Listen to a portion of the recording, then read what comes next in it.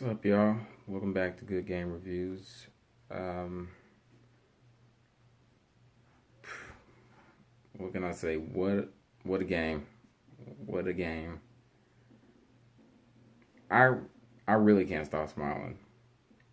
The only reason why is because for all week, all I've heard was that the Patriots didn't have any chance of winning this game, and that the dynasty is over, and blah blah blah blah blah, and all that stuff. Tom Brady's done, yada yada yada. You know the old song and dance. Once again, they have to go out there and prove everybody wrong, and in great fashion. In a game where I thought it would only be um, one like in the trenches or something like that, or this was going to be one of those close games where it's like by 5, or you need this play to, you know, kill their drive or something like that. But no, nothing like that. This was a total just destruction. Just I don't even know what words to put to it. It's just complete demolition mode. Ugh. I mean, who would have expected a full on blowout before the second half even ended? I mean, before the second quarter even ended,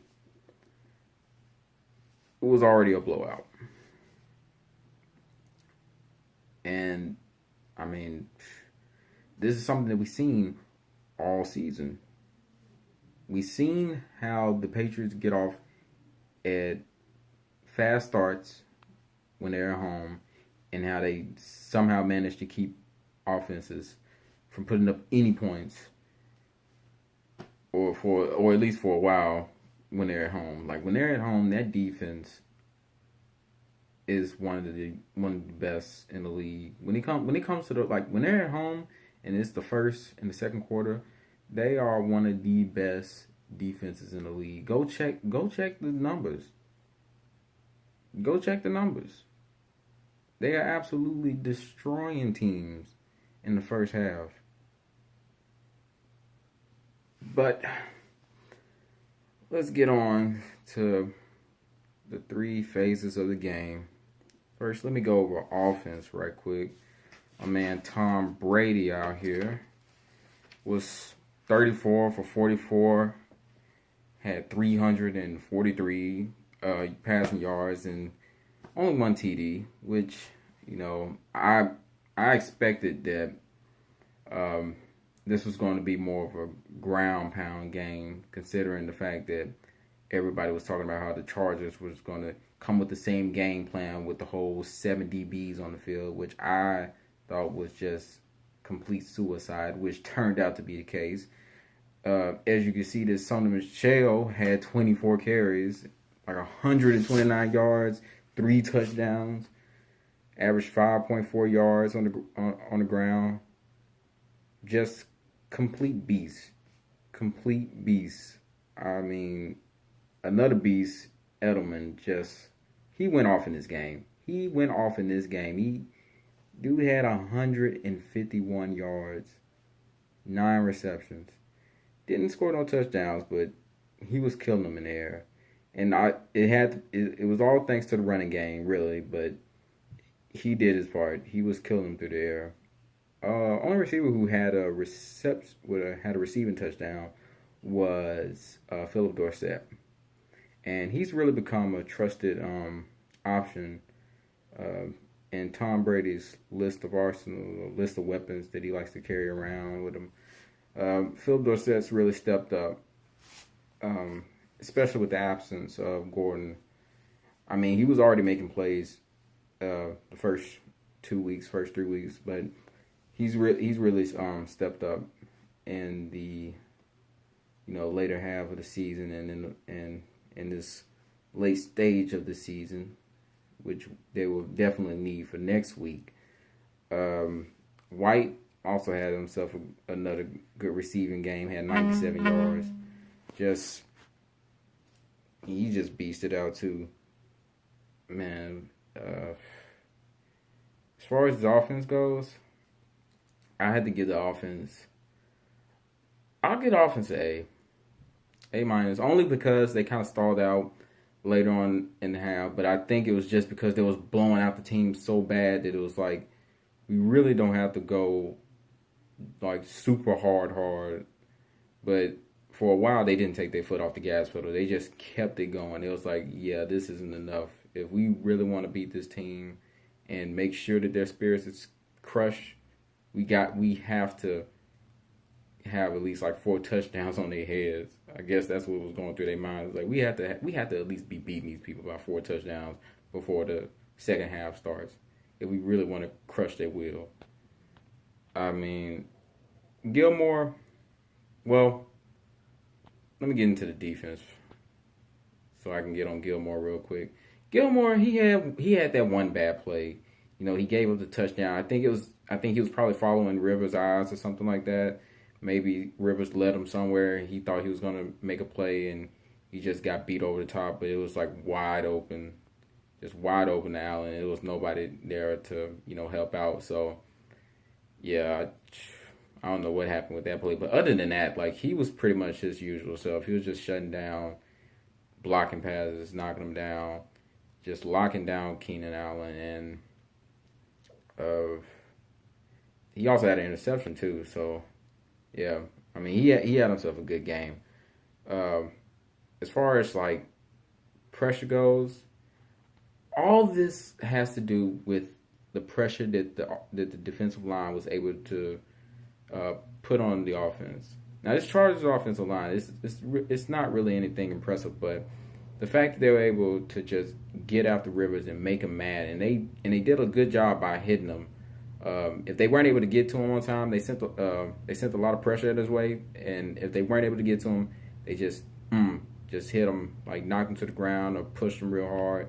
Really got him frustrated. I mean, you could see it was very visible. He was pretty much frustrated through most of that game, which you would want if you're going against Phillip Rivers. When Phillip Rivers gets frustrated, you know you're doing something right.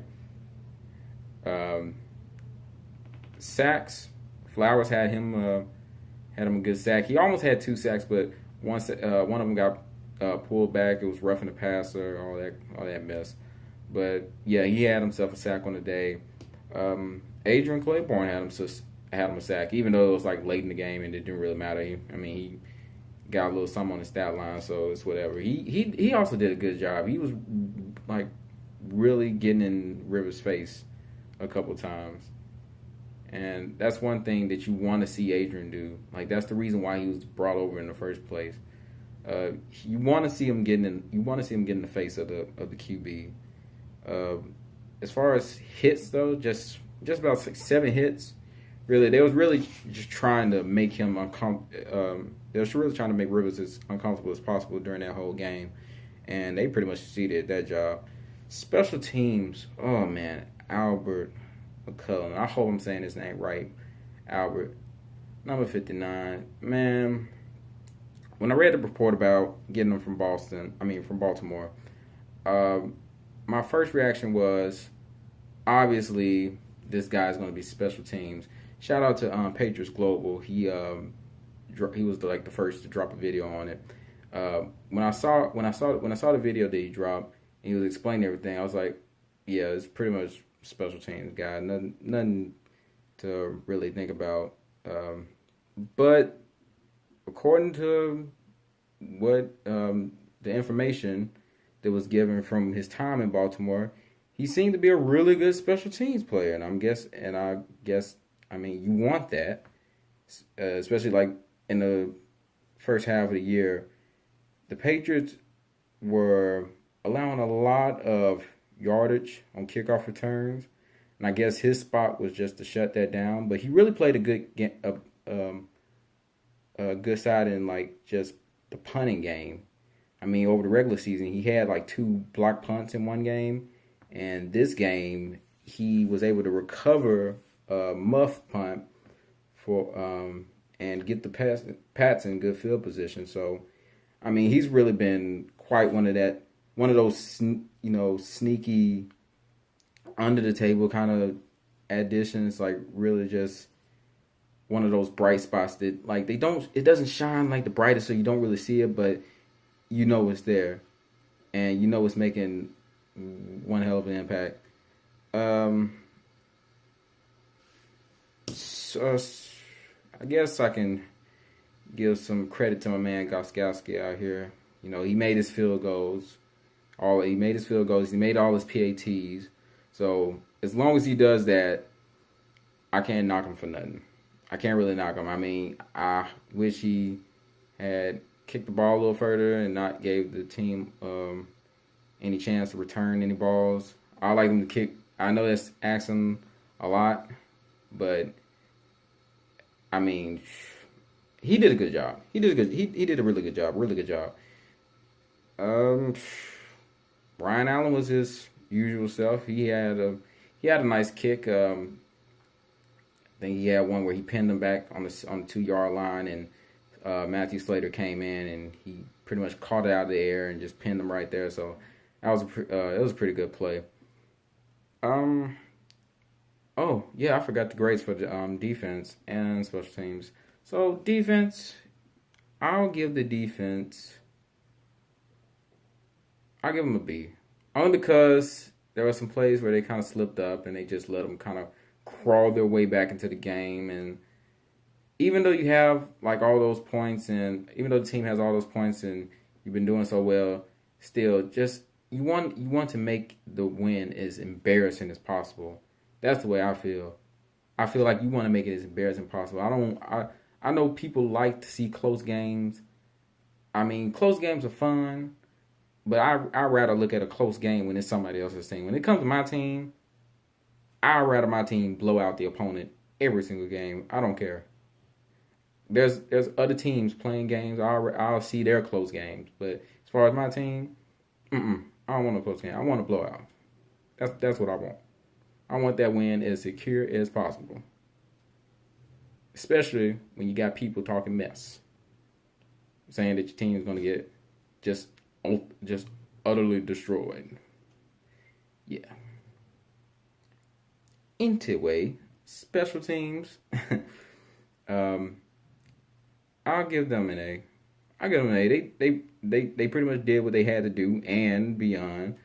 So can't really ask too much of your special teams. So yeah, I'll give them an A. So offense has an A, defense has a B, offense has an A, and pretty much just an average of an A, I guess. Just overall, it was just a really good showing for the Patriots, which was to be expected, seeing that this was a home game. But I know that doesn't really matter when it comes to the playoffs. And to pretty much do this to a Chargers team who has all this success from last week coming into the game, they were really feeling themselves.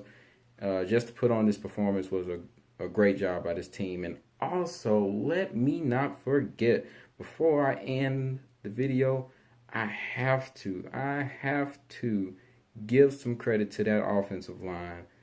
I mean, I know they're ranked third in the NFL as far as offensive lines go, but they did an amazing job. If they can play like this, if they can keep playing like this against other teams with good defensive players on their line, I mean, to keep Bosa and Ingram from getting one sack, that's both of them. Neither one of them were able to get a sack, and that was all the talk this week, was how they were just going to make Tom Brady's day miserable, and they couldn't get anything on him. They could barely sniff the guy. If Tom Brady wasn't getting that ball out fast, it was just that they couldn't get around those linemen. They were just keeping them at bay. They just could not get at Tom Brady. They couldn't stop the running game too much. It was just that O-line really controlled just the line of scrimmage. They did a fantastic job, really. There was at one point Shaq Mason did leave the game, but he ultimately returned to the game and was pretty much in there for the rest of it. So he came out for a few plays, came right back in. So other than that, no injuries sustained in this game. Knock on wood, really. So let's hope that we can keep this good fortune and move through the next week, which will be the AFC Championship, which will be hosted by the Kansas City Chiefs in Arrowhead Stadium. The Chiefs managed to beat the Colts yesterday pretty handily by a score of 31-13. And so, with that being the case, the Patriots will now have to travel to Arrowhead Stadium and play the AFC Championship game there against the Chiefs. The Chiefs have, been on fire, so I mean, it's pretty much going to be an offense against offense type of game, I predict. So that should be a good match to see. Before I go, if you like this video, hit the like button. If you want to get more content like this or be notified about the content when it drops, hit the subscribe button, hit the bell too if you want to get notified. And that's pretty much all I got until next week. Chiefs versus Pats, or Pats versus Chiefs, whichever way you want to call it. I'm out.